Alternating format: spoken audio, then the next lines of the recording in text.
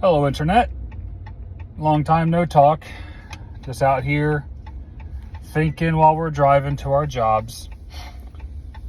One question I see a lot is what happened to all the good video games, and there's some good video games out there. I mean, they're not recent, or if they are recent, they're remakes. One of my favorites being Persona 5, and that's a fantastic game, but it came out a decade ago. I don't understand why we're churning and burning so much slop when it costs a lot more money and a lot more time to try and overcorrect and make sure every character hits every button, or they make them into such archetypes that it's not even believable anymore. I mean, we used to have believable characters. I mean, yeah, some characters are overly stupid. You're going to have those characters. It is what it is. But they had heart, or they were a savant of some nature. I can't stop but think about Tidus from Final Fantasy X. He was my favorite character, and oh boy, questioned everything that he ever came across. Not because he was inquisitive, but he was kind of dumb. And I really like Final Fantasy X. It's my favorite Final Fantasy. But you don't have a character that's just stupid and, learns over time. He's just stupid the entire time.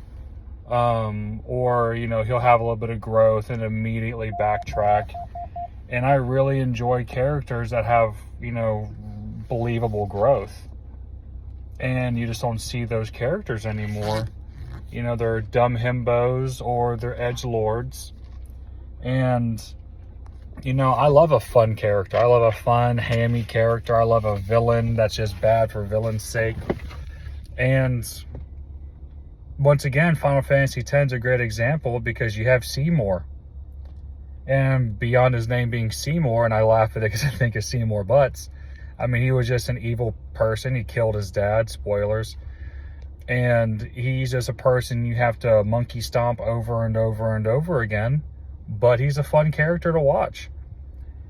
And it's fun to beat him up. There's nothing saving him about him. He's not like a gray personality. He doesn't have these things that I do this to save everybody else or to, for the better of the common good. He's just a shitty character. He's just a shitty person.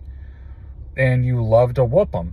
Now, I love a good villain who has some redeemable qualities. I think of Vulture from the Spider-Man movie, but that's a movie. And then you have the dad, Andrew Ryan from BioShock, and that's another old game. Spoilers, I guess. These games are over 2 decades old.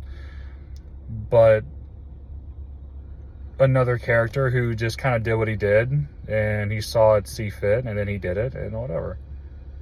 But characters now either fighting some evil thing, and they don't put much into it, like Destiny, the darkness. You're fighting the darkness the whole time.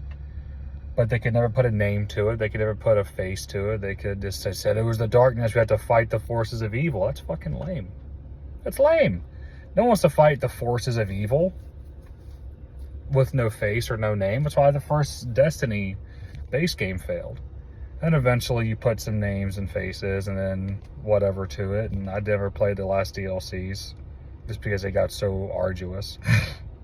And besides, Destiny's a bunch of hot water anyway with Bungie, so I probably won't be going to that, but that's neither here nor there. I mean, they had some decent character writing eventually. They had Cade Six, who is Ryan Reynolds, Deadpool. They had Zavala, the overly good. They had Ikora, the scientist. Okay.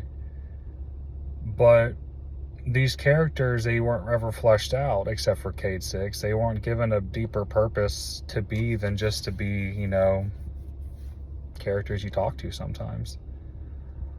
And then you'll have some, Sephiroth, just a piece of shit the entire time. Yeah, he was an experiment, and his mom was an alien, and but no one's gonna feel bad for the alien. No one's gonna feel bad for the most popular person in that universe. He's a badass, but he went bad.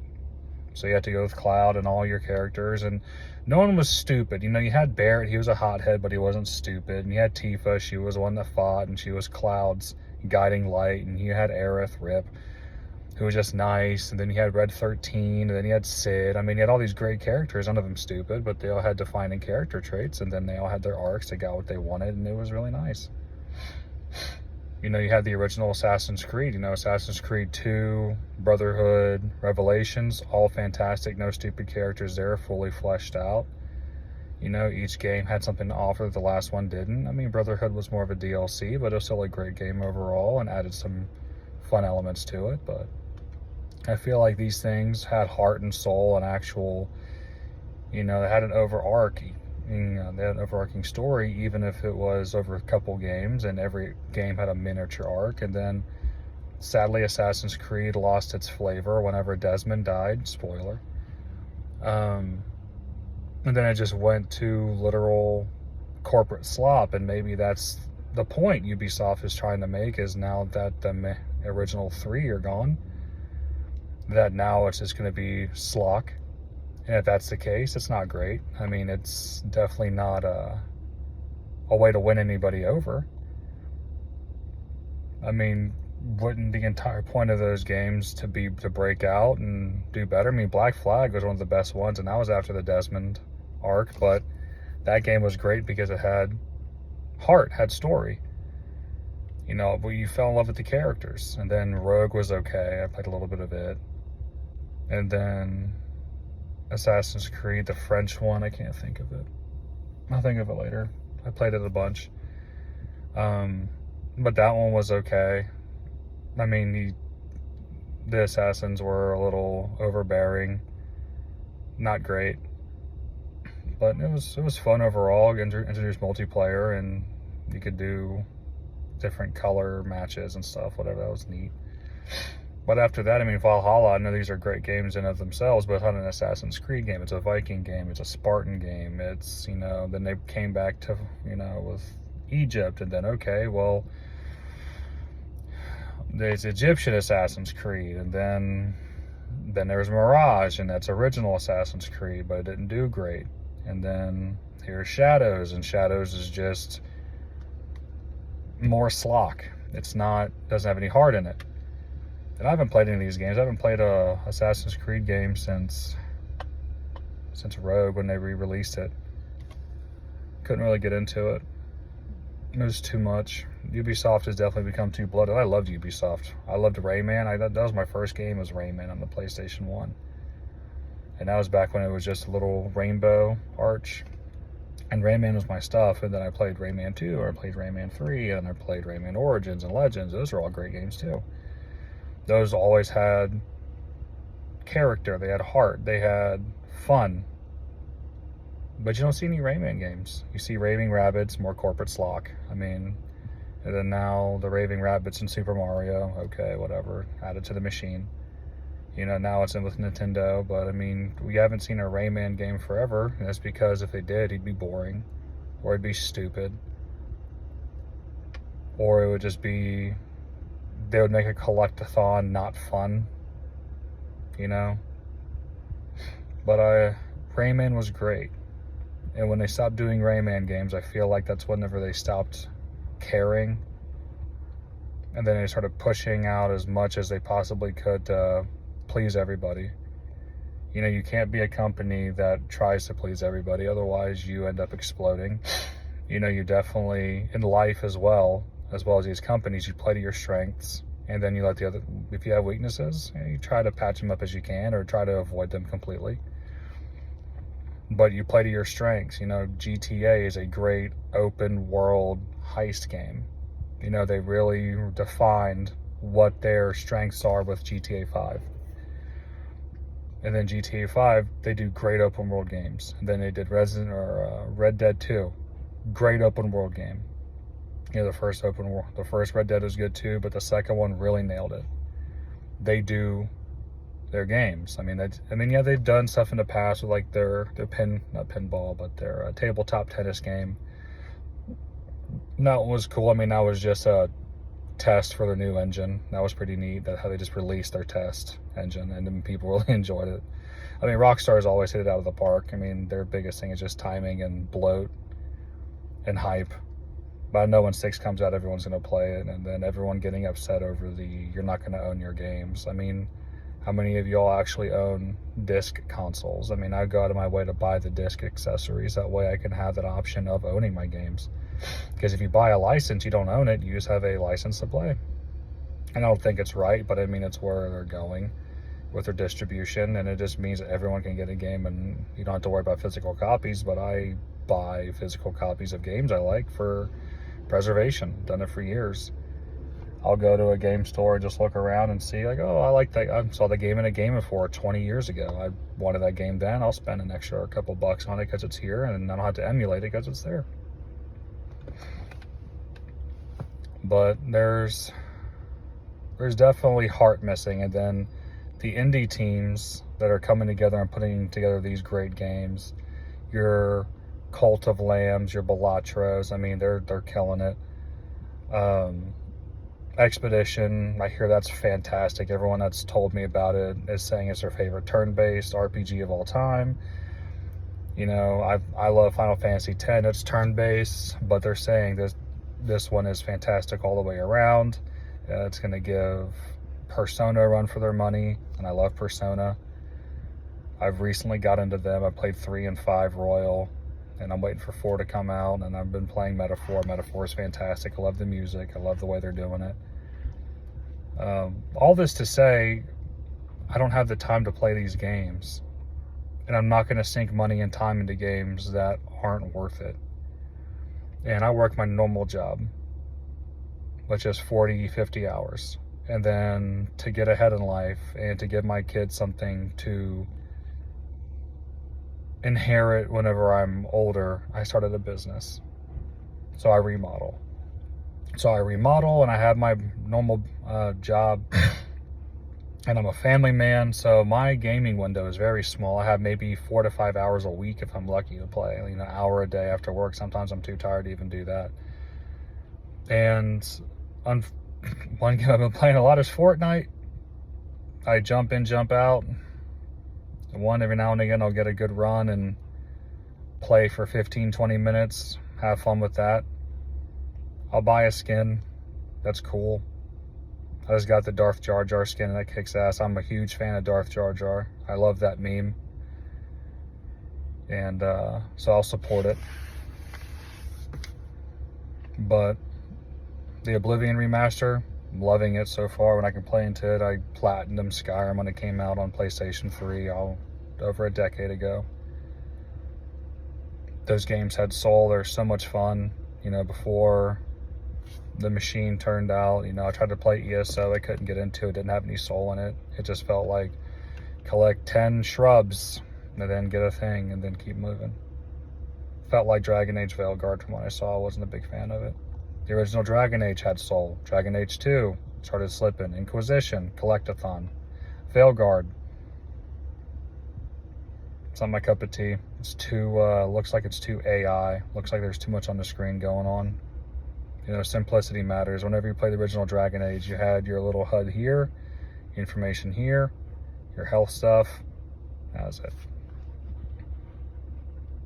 You know, people need to refine the UI, UX that they have going on. I don't like the user interfaces for a lot of games. The heads-up displays are too messy. You know, it's not needed. I'll tell you who has a really good heads-up display is Metro. Metro is really, really good with their heads-up displays. Very minimal. There's not much going on there. You have your health. You have your vitals in general. You have your bullets. And then what you have, and then I like their scout mode or whatever it is. It's really hard where you don't get to see your HUD. I think that's really neat too. But there's little quirky stuff like that. You don't see it in other games. That's specific to Metro. And Metro does survival very well. And then we have these games that lost their way. You know, these companies that were once, you know, not small by any means, but, you know, smaller with ambition. Ubisoft, EA's always been big, but Ubisoft and Need for Speed was small at one point, and they were defining what they wanted, and then they took chances, and because they took a chance, they became one of the biggest racing game companies in the world whenever they went with Black Box. And they gave a company with very few people and very little resources the go ahead, and then made great video games, and then set Need for Speed ablaze. No one takes chances anymore. They keep hiring marketing executives to make these decisions for these video games, and it's all about turning as much profit as possible. And obviously, yeah, you're gonna have to spend some money to make money, and then people want to cut corners, but I mean, spend some extra money. Like, no one wants to experiment. They want to go with tried and true. In a business where I have to foot a lot of the material sometimes, if it goes awry, I get it, you have to spend some money, but then it makes the product better. You can't shave off every cent, every penny, every useless thing. You're gonna have waste. It is what it is. But you're not gonna get any better if you don't spend that extra money. And this is with every company. Like, profits aren't number one. It should be how your customers think your games are, or how your product is. Video games, any business, what do customers think? What's that feedback? They're not going to look at this and say, they could have shaved some of this. They could have, shout out to Buc-ee's. They're not going to go around critiquing, oh, they spent too much on this, so I'm glad they saved some money here. No. And some of these games, they claim their marketing budgets are huge, and then they have no marketing, or it's on the Super Bowl for a game that no one cares about. It, they already know that they're not going to play. I mean, when Halo 3 came out, those commercials were insane. They had live action scenes and a whole battlefield that they made out of little tiny figurines. The sides of buses were plastered with Master Chief on it. GTA 5, when it came out, they rented out entire sides of buses as well. Subway, I think, on side of buildings at some point. In that game, I mean, made so much money. Yeah, a lot of it was for the online, but I mean, still, the game was fantastic. People aren't going to play it. The game's trash, and they kept innovating, and they kept doing. They spent some money, but they made some money, and now we get GTA 6, probably the best open world game anyone's ever come out with. All this to say, the gaming industry's in trouble. A lot of industries are in trouble. It's not just gaming. I mean, the cost cutting, and then the turnover, and no one thinking that their games are going to be good, or they're sending out schlock anyway because of a deadline. And I get it, you have something to turn in. I mean, but and crunch isn't good for anybody, especially if you have thousands of people, even hundreds of people under you, and you got to make sure that everything is as good as it possibly can be. But I mean, you don't waste a bunch of time in the beginning and rush at the end. You got to pace it. You got to have a roadmap. You got to have a plan, and these people don't have plans. And everyone pays for it, man. I mean, you have a bad product, no one's going to buy it, then you're going to be screwed anyway. Push it out. I mean, Cyberpunk, it took a while to get to where it needed to be, but it's fantastic as well. I mean, some people, that I've talked to that played the Phantom Liberty DLC, it changed their entire lives, and that game didn't even get a resurgence until an anime came out. That was me. I tried to play it. It didn't really mesh with me, and I watched the anime, and then, those 12 sorry episodes. Not sorry because they were bad, but because it felt bad to watch them. It was sad. But I was like, okay, I got to get into this world. This world's fantastic, and I'm glad I did. That game's great. But it's not just good gameplay. It certainly isn't good graphics that makes a game.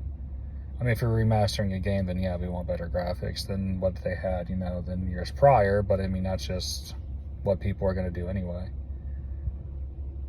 But I believe that we can go back to when games had heart, when games were games, they were fun. You can go back. It doesn't have to have infinite replayability. Play it once and then think about it, and then ponder it, and then play it later. Have a game with some Easter eggs, with some foreshadowing. That way, if you do play it again, oh, there it is. Like, you don't have to make it playable forever for it to be a fun, interactive game, or a game where it changes people's lives. I mean, I played Bioshock multiple times because I miss the game whenever I played it. I miss the world. I miss the way it felt. I wanted to try out new builds. But no one does that. They just go live service. My friend is deleting all of his Destiny characters, and that was months of his time because he's done with Bungie. I can't blame him. I mean, I've sunk too much time into it. I believe that it could possibly be changed too, and some new leadership's going to come around, and you know, it's going to be better. It's going to be like the first Destiny felt after the DLCs. When the Taken King came out, it's when I really got into Destiny, and I loved it. You know, the Taken King saved that franchise, I feel. House of Wolves is okay. Couldn't even tell you what the first one was. I just know how to do with the Hive and Oryx. But the gunplay was great, and the music was fantastic. Then it was okay. I mean, I feel like Taken King kind of peaked Destiny, and then Destiny 2, I can't really tell you. I mean, I feel like the Witch King was really, really good, the Witch Queen. That was a lot of fun. But I mean, it's moments, you know, it's the moments that make the video games great, like Overwatch. I mean, people really enjoy Overwatch, but it's not the game as a whole. It's the moments that when they play, or whenever someone does a really good, you know, play, and then it saves everybody, or, you know, games like that. Like, those are the moments, you know. The game itself is okay, but it's when everything comes together. When everything comes together, that's what those makes those games truly special. And the games they have now, there's no cool moments. There's cool screenshots, but nothing like, oh man, remember when I did this? No one's talking about those moments. It's not even single player games. With single player games, I mean, I'm not going to talk about the new God of War games because those are still relatively new and people are still getting to know those games, but there's some moments in those games, those are single player, and they are hype. Those games are a masterclass. There's nothing wrong with God of War 1 or 2, or 1 in Ragnarok. Moment after moment, fantastic. Those games have heart. But you also have to look at the studio. The director of those games, Cory Barlog, he put his entire heart and soul into it. He made Kratos into who he is, a new dad. I don't know if you haven't seen the making of Kratos, that hour-long YouTube. Check into it. That's how a director should be. That's who loves his IP. That's who loves everything about his character. He wants everything to happen. I'm not saying you have to be that involved to make a good game, but I mean, doesn't hurt. But I spend a lot of time on YouTube because I have it playing in the background, so I watch a lot of people talking about how games are bad, and games aren't. It's the one medium where you can be whatever you want to be from your couch. I mean, there's so many different out there, and then I miss it. I miss, you know, coming home and jumping on the game immediately, ignoring my chores and my homework to, you know, go make Ezio great, or go play some Destiny, because that came out right after I graduated high school. You know, just like sink hours into it and just like smile. When's the last time you smiled when I'm gaming? It's a lot of this, a lot of...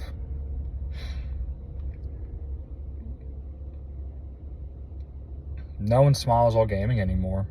Unless they're winning. I mean, Fortnite, I mean, there's that, or Warzone, or one of those multiplayer games where you're finally like, yes! No one smiles anymore. My son plays a lot of Nintendo, and he gets really hyped about those, but he hasn't played a lot of video games, though.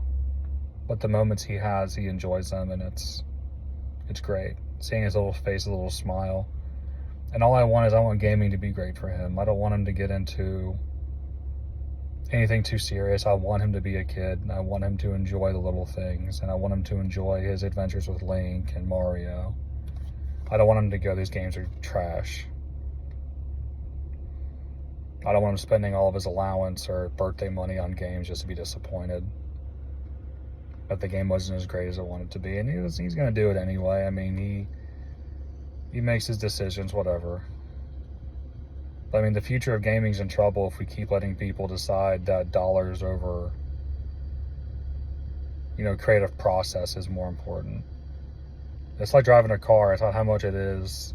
It's miles per hour. I enjoy driving my car. I enjoy driving my truck. And some people say I didn't need to buy them, but I smile when I drive them. I mean, it just is what it is. But,